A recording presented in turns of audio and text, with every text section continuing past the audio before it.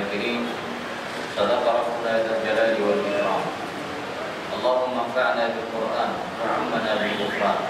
اللهم ذكرنا منه ما نسينا وفهمنا منه ما جهلنا، وارزقنا تلاوته آناء الليل وأطراف النهار على النحو الذي يرضيك عنا، واجعله حجة لنا لا حجة علينا يا رب العالمين، وتمم به نعمك علينا يا أرحم الراحمين. اللهم صل على سيدنا محمد وعلى آل سيدنا محمد كما صليت على سيدنا إبراهيم وعلى آل سيدنا إبراهيم، وبارك على سيدنا محمد وعلى آل سيدنا محمد كما باركت على سيدنا إبراهيم وعلى آل سيدنا إبراهيم في العالمين إنك حميد مجيد. الحمد لله. Leo kawaida yetu huwa tuna tafsiru al-Qur'an al-Karim ikifuatiwa na sira ya Mtume sallallahu alayhi wa alihi wasallam,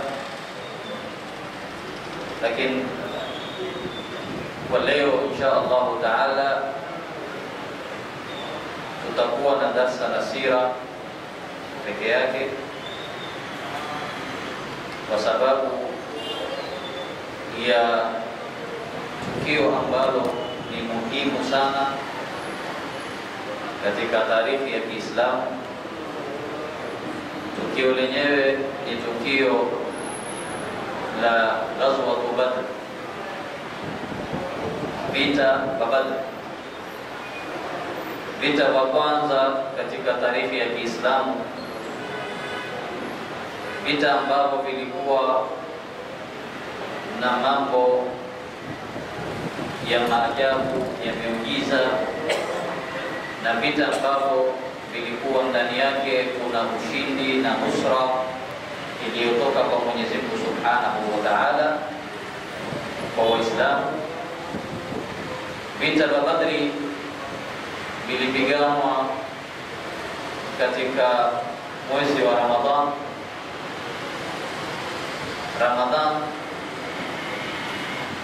ya 17, yani siku ya 17 katika mwezi wa Ramadhan, ambapo ukilinganisha na tarehe ni hapo kesho insha Allah taala ndio itakuwa imelingana na tarehe ya vita vya Badri katika Uislamu. Leo ikiwa ni Ramadhan siku ya 16, kwa kuwa kisa cha Badri ni kirefu na muda wetu wa darsa huwa si mrefu, tukaonelea leo tuanze kueleza nusu ya kisa, kisha insha Allah taala tukamilishe hapo kesho, ili tutakuwa tumefaidika na kisa cha Badr kikamilifu. Leo tutazungumza nusu yake na kesho tutamaliza nusu itakayobakia. Ndio maana hata mabadiliko katika baadhi ya mambo pia kukawa kuna mabadiliko, kwa sababu ya kuweza kuwaona watu vizuri. Vita vya Badr ambayo ilikuwa ni mwaka wa pili katika tarehe ya Kiislamu baada ya hijra, mwezi wa Ramadhan tarehe 17.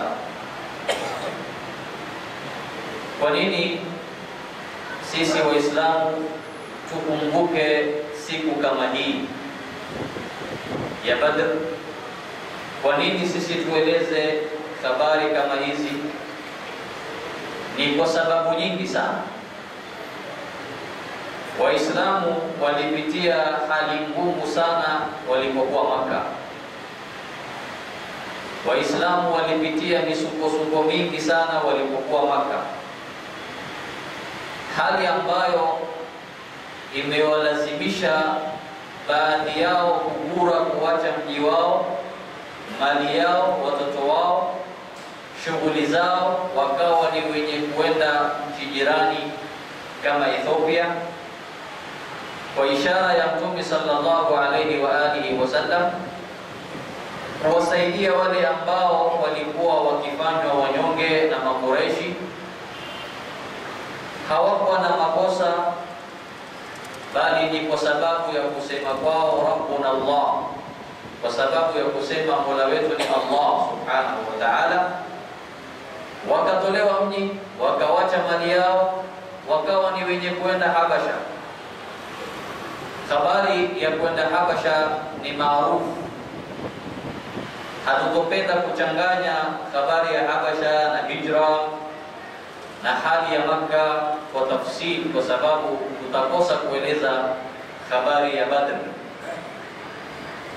Wengine wakalazimika kugura kwenda Madina.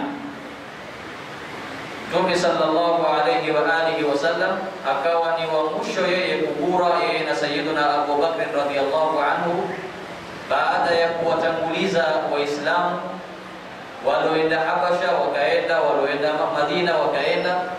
Mtume sallallahu alayhi wa alihi wasallam akawa yeye ni katika wale wa mwisho wa kutoka Makka, kwa sababu haitolingana na kiongozi kuwa atawatangulia watu kujiokoa yeye wakati watu wake na wafuasi wake na raia wake wako katika matatizo na shida.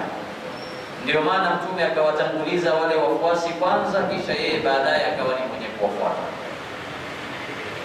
Mtume sallallahu alayhi wa alihi wasallam alipotoka kwenda Madina, Waislamu walikaa Madina miaka miwili. Mwaka wa pili wa hijra Waislamu kwa Madina ndio mwaka wa kufaradhiwa kufunga mwezi wa Ramadhani. Shaaban ya mwaka wa pili wa hijra, Mtume sallallahu alayhi wasallam akateremshiwa aya ya kufaradhiwa Waislamu kufunga saumu Ramadhani. Baada ya hapo, taban hali ya Waislamu Madina ilikuwa ni hali ya ugenini. Walikuja wakiwa ni wageni. Yote yaliyotendeka ya Waislamu kufanywa ukubwa bainahum, Maansari na Muhajirina wakakutanishwa, wakawa ni wenye kuchukuliana bai'a, wakawafanya wale wanaotoka Makka wakawa ni ndugu zao, wakawagawanyia mali yao, wakawagawanyia majumba yao, wakawapa ardhi ya kulima, wakawaonyesha soko ya kufanya biashara. Watu wakawa katika hali ya undugu wa Kiislamu. Lakini tukumbuke kwamba Waislamu walitolewa Makka sio kwa kutaka kwao, na walitolewa bila kuchukua mali yao, bila kubeba vitu vyao, bila kuwabeba hayawani wao walikuwa nao na mali yao. Wakawa wamewacha kila kitu chao kwa sababu ya kunusuru dini ya Mwenyezi Mungu Subhanahu wa Ta'ala, wakawa ni wenye kwenda Madina. Ni kumaanisha kwamba Makureshi walipobaki Makka walifaidika na mali ya wale ambao walikuwa na wao, yani Waislamu, wakachukua mali yao, wakamiliki majumba yao. Watu wakawa hawajui mali yao watawawachia kina nani, kwa sababu Waislamu wote walikuwa washatoka. Kwa hiyo wamebakisha mali yao Makka, wamebakisha jamaa zao wengine ambao ni wanyonge, hawawezi kutoka. Baada ya hapo, Mtume sallallahu alaihi wasallam, Waislamu wakawa hawajapewa ruhusa ya vita kuanzia Makka mpaka Madina. Baadhi ya makabila ilikuwa ikiwachokoza Waislamu Madina, na mazingira ya Madina ilikuwa ni mazingira ambayo yana mazito kuliko hata Makka kwa upande mwingine, kwa sababu Makureshi peke yao ndio walikuwa wanamsumbua Mtume sallallahu alaihi wasallam akiwa Makka. Lakini hapa Madina kuna Mayahudi ambao walikuwa ni aadau lislami wal muslimin. Kuna munafikina ambao pia kwa upande wao walikuwa wakiwakera Waislamu. Kuna wale Waarabu ambao ni mushrikina waliokuwa wanaishi Madina na karibu na Madina, pia walikuwa pia ni wafuasi wa Makureshi. Sasa Mtume sallallahu alaihi wasallam akawa yuko katika mazingira ya taaddudiyatul a'da, yani wa maadui ni wengi kuliko kwa Makka walikuwa ni Makureshi peke yao. Lakini kwa kuwa watu wa Madina walimpokea Mtume sallallahu alaihi wasallam na walimpa ahadi ya kumnusuru akiwa Madina, hawatomwacha Mtume aingiliwe au aonewe au apigwe vita. Na makubaliano yao kwa Mtume sallallahu alaihi wasallam ilikuwa ni kwamba lau Mtume ataguswa ndani ya Madina, basi wao wako tayari kumtetea, na lau muhajirina wataguswa ndani ya Madina, wako tayari kumtetea. Lakini nje ya Madina walikuwa watu wa Madina taban hawakuchukua ahadi ya kuwatetea wenzao, kwa sababu nje ya Madina ni mambo mengine. Lakini kwetu hapa Madina hakuna atakayeingia kukuharibia jambo au kukufanya jambo, kwa sababu sisi watu wa Madina tumechukua ahadi, tumekupa ahadi, tutakunusuru. Mtume sallallahu alaihi wasallam kama kiongozi wa Waislamu, kama mtume wa Mwenyezi Mungu Subhanahu wa Ta'ala, kama kiongozi, kama rais wa nchi, kwa sababu Madina imekuwa sasa ni daula ya Kiislamu ambayo ni ad-daula al-walida, bado haijashika nguvu wala haijashika kasi, bado ni nchi ambayo imebuniwa hivi karibuni, haijamaliza miaka miwili. Taban inahitaji kujengwa kwa kila upande. Lazima ijengwe kiuchumi, lazima ijengwe kiuongozi, lazima ijengwe kijamii. Yani Mtume akawa anafanya bidii kujenga mujtama ambao ulikuwa ni mujtama mzuri wa hali ya juu. Na ikiwa kuna nchi au kuna mji utaitwa kuwa ni mji bora ulimwenguni, Al-Madinatul Khadra, ikiwa watu watajaribu kubuni mji ambao utakuwa ni mji bora ulimwenguni, basi Madina Munawwara ni number 1 katika mji bora ulimwenguni. Kwa sababu angalia Mtume alipoingia na alipowatengeneza wale watu, alipowafanya kuwa ni mandugu, baada ya kuwa walikuwa wakipigana miaka karibia karne mzima. Aus na Khazraj walikuwa wana ugomvi wa muda mrefu. Hawa ni ndugu ambao ni matumbo tofauti, lakini ni ndugu, asili yao wametokana na baba mmoja, lakini walikuwa na ugomvi wa kuendelea karibu karne mzima. Lakini alipoingia Mtume sallallahu alaihi wasallam, uadui na ugomvi ukabadilika, ukawa ni ukubwa, wanaishi kwa undugu na wakaishi kwa amani. Kadhalika hata wale Mayahudi waliokuwa wanaishi Madina wakapewa sheria zao na haki zao, Waislamu wakawa wanaishi kwa sheria zao, na wasiokuwa Waislamu ambao ni Mayahudi wakawa wanaishi kwa sheria zao na nidhamu zao. Hakuna kuingiliana, na wakakubaliana kwamba yoyote atakayeingia Madina kwa ugomvi, basi Mayahudi na Waislamu na wote ambao dini zao ni tofauti watashirikiana kupambana na adui ambaye ataingia Madina. Na hii yatuonyesha Mtume alipotengeneza mji au nchi iliyokuwa bora. Na hapo tutafahamu kwamba sote tunaoishi katika nchi moja tuna haki ya wananchi na tuna haki ya uraia na tuna haki ya kunusuriana, hata kama tunatofautiana katika dini.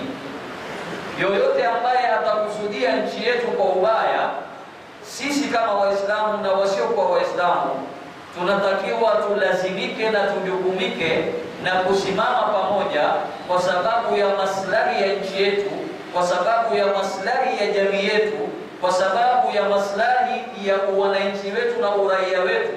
Tuna haki ya kutetea usalama wa nchi yetu, tuna haki ya kutetea utulivu wa nchi yetu, tuna haki ya kutetea uchumi wa nchi yetu. Kila mmoja ana haki ya kutetea nchi yake bila kuangalia tofauti za kidini. Lakini hilo halitopatikana ikiwa sisi wananchi au sisi raia hatuko tayari kuheshimiana katika dini zetu. Hatutoweza kushirikiana kuokoa nchi yetu kiusalama na kiuchumi na kiutulivu ikiwa sisi wananchi wenyewe hatuko tayari kuheshimiana katika dini zetu. Ikiwa dini fulani itaonea dini nyingine, ikiwa mila fulani itaonea mila nyingine, basi raia kama hao na wananchi kama hao watashirikiana vipi katika kusimama pamoja, na watashirikiana tayeb. Aje hapa tumsilimishe. Hatuwezi kuendelea na darasa ikiwa kuna mtu anahitaji kusilimu na shahada ni bora kuliko kitu kingine chochote. Barakallahu fikum. Barakallahu.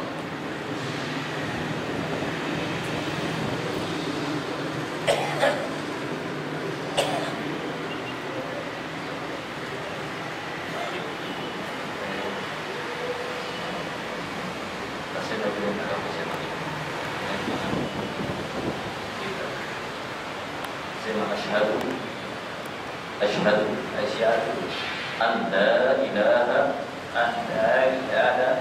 إلا الله وأشهد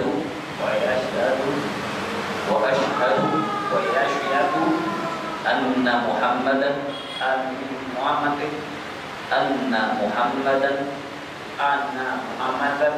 رسول الله. Nimekubali kwa moyo na kusema kwa ulimi kuwa hapana mola apasaye kuabudiwa kwa haki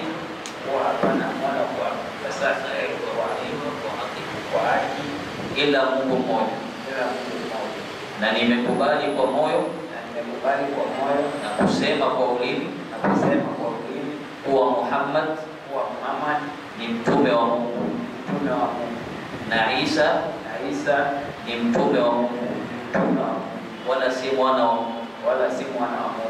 Unapenda jina gani?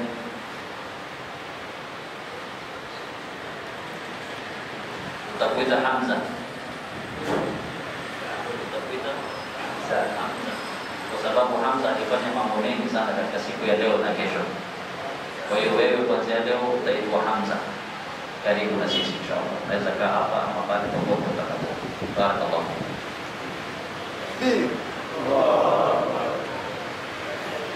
Barakallahu fikum alikuwa ambao wamechangia katika kuleta sisi. Jazakumullah.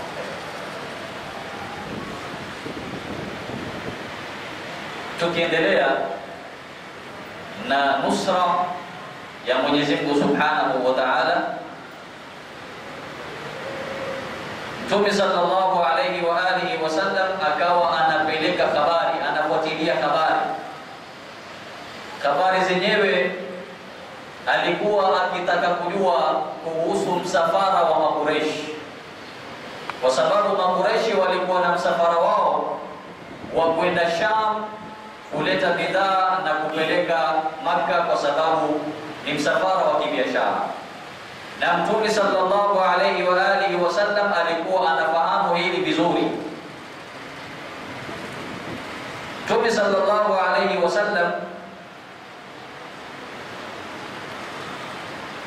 akawa ana watu wa kumletea habari, yani alikuwa na watu ambao ni mainformers wake wa kumletea information, kwa sababu nchi haiwezi kuwa ni nchi ikiwa hakuna information, wala usalama hauwezi kupatikana ikiwa hakuna information ya kutaka kujua majirani yangu wanaishi na mimi vipi, usalama wa nchi yangu uko namna gani, wa ndani na nje uko namna gani. Ni lazima nchi lazima iwe na mambo ya information na mambo ya upelelezi. Hili ni jambo la kawaida kwa sababu ya kuchunga amani na kwa sababu usivamiwe ghafla. Sasa Mtume sallallahu alayhi wa alihi wasallam akawa anafuatilia habari ya Makureish, taharukati zao, wanapanga kitu gani, wanapanga njama gani, kwa sababu lazima aishi katika hali hiyo. Aliposikia kuna msafara wa Quraysh umetoka Madina Maka umeelekea Sham kwenda kuleta biashara, na huko tayari Waislamu washateremshiwa aya inayosema udhina lilladhina yuqataluna biannahum dhulimu wa inna Allaha ala nasrihim laqadir. Wale ambao wametolewa katika mji wao, katika nchi yao, hawakuwa na makosa ila wao kusema rabbuna Allah. Kwa hiyo hapo ilipoteremka aya ya kutoa idhni ya watu kujitetea. Tufahamu vizuri, Waislamu hawakuwa ni wavamizi wa kivita, na kulikuwa na watu ambao ni mashujaa katika Waislamu. Ukimpiga mfano wa Hamza radhiyallahu anhu, mfano wa Ali bin Abi Talib, mfano wa Umar bin al-Khattab radhiyallahu anhu, hawa wote walikuwa washasilimu. Mfano wa Sayyidina Abu Bakr radhiyallahu anhu, na mifano ambayo ni mingi sana ya mashujaa wanaojulikana katika Makureishi ambao wamesilimu wakawa Waislamu. Mpaka Mtume sallallahu alaihi wasallam alipokuwa anaomba dua, alikuwa akisema Allahumma a'izza al-islam bi ahdi al-umarain. Walikuwa kuna watu wawili wanaitwa Umar bin al-Khattab na Umar bin Hisham. Hao walikuwa wanajulikana, wanaogopewa na Waarabu wote kwa ushujaa. Na Mtume anasema ya Rabbi, tupe nguvu sisi Waislamu, au upe nguvu Uislamu kwa moja ya hao Umar wawili. Dua ya Mtume ikawa imempata Umar bin al-Khattab radhiyallahu anhu, akawa ni kwenye kusilimu. Na tangu aliposilimu yeye, ndio Makureishi wakajua kwamba kuna watu wa kisawasawa sasa wa kuogopwa. Yani baada ya Ali bin Abi Talib, Ali alikuwa ni mdogo kiumri, lakini Umar bin al-Khattab, Hamza bin Abdul Muttalib, hawa walikuwa wanajulikana ni watu ambao wakisema hakuna atakayethubutu kuzungumza mbele yao. Sasa huwezi kutuambia kwamba hao walikuwa hawezi kupambana, walikuwa wanaweza kupambana wao, kwa sababu wanaogopewa na Makuraishi. Lakini kwa nini walikuwa hawakupambana?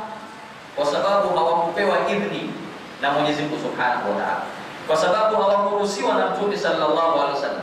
Lakini baada ya kuteremka aya udhina lilladhina yuqataluna bi annahum dhulimu wa inna Allaha ala nasrihim laqadir, watu walipiga takbir, wakasema sasa tumepewa ruhusa. Sio ruhusa ya kuvamia, bali ruhusa ya kujitetea, na tuweza kupambana na watu sasa. Mtume sallallahu alaihi wasallam alipopata habari ya msafara wa Makuraish unaotoka Sham kurudi Makkah, liilafi Quraish ilafihim rihlata ash-shita'i was-sayf, walikuwa na msafara kwenda Sham na kurudi Makkah kwa sababu ya biashara. Mtume sallallahu alaihi wasallam aliwatangazia Waislamu wa Madina, akawaambia kuna msafara unatoka sehemu ya Sham wa Makuraishi unaelekea Makkah. Kwa hiyo yule ambaye yuko tayari kutoka na mimi, tutoke twende tukazuie msafara, tuchukue mali yao, kwa sababu hayo mali, miongoni mwa hayo mali ni mali yetu sisi, kwa sababu sisi tulipokonywa mali yetu Makkah, tuliwacha majumba yetu, tuliwacha vitu vyetu kule. Kwa hiyo sisi tulipize, kwa sababu tushapewa idhni ya kujitetea. Mtume sallallahu alaihi wasallam ametangaza kwenda kuchukua mali Waislamu, kwa sababu washaruhusiwa kujitetea, na wao tayari walikuwa wamepokonywa mali yao kule Makkah. Kwa hiyo Waislamu hawakuwa ni wavamizi, bali walienda kuregesha mali yao waliodhulumiwa na Makuraishi kupitia msafara wao. Tena Mtume akawaambia hatutoki kwenda kupigana, si masala ya vita, ni kwenda kuchukua mali turudi. Lakini ufahamu kwamba unapokwenda kusimamisha msafara wa watu wa biashara, hao nao hawatokubali, kwa sababu ndio mali yao, ndio biashara yao, ndio maisha yao. Na kuna walinzi, watu ambao ni kadhaa wasopungua 40 walikuwa ni walinzi wa msafara wa Makuraishi, na msafara ulikuwa ukiongozwa na Abu Sufyan